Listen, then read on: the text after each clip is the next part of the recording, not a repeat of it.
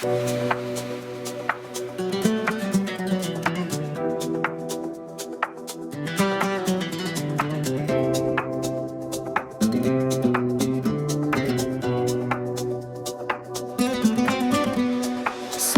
eşkin beni bu çöllere divane kimi.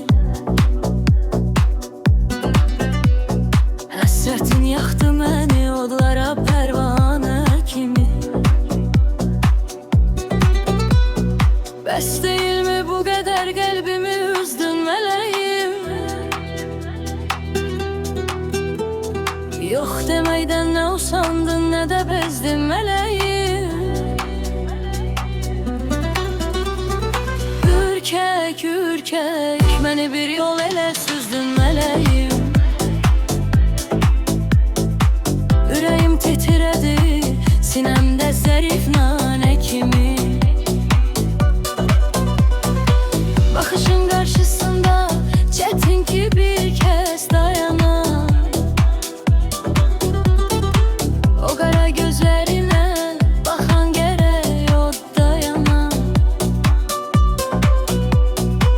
Səni ilk dəfə gözüm gördüyü andan bu yana çəkilib hər şey yuxum, süpürüb o başdan kimi. Çıxarıb canımı təndən ay üzün şux yerişim.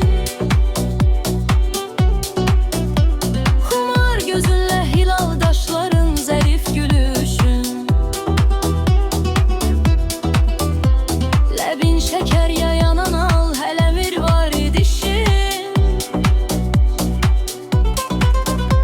Dodağın altda düzülmüş necə dürdanə kimi. Bilirəm musiqiyə, sənətə çoxdur həvəsin. Ən zərif musiqidən incə məlahətli səsin. Fəsli yazdan gətirən müjdə tərabət nəfəsin. Eyləyib gör necə meysiz mənim əstanə kimi.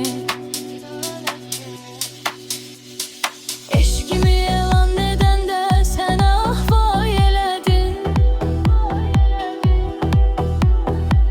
Elə bir yox dedin ki göz yaşımı çay elədin. Aqibətdə məni Məcnun deyə rüsvaya elədin. Düşüb indi sorağım aləmə əfsanə kimi. Rəhəm qıl aşiqinə, hərdən onu yad eylə. İllərlə aşad olan qəlbini bir şad eylə. Al sınıq könlünün ələ bir kənə abad eylə.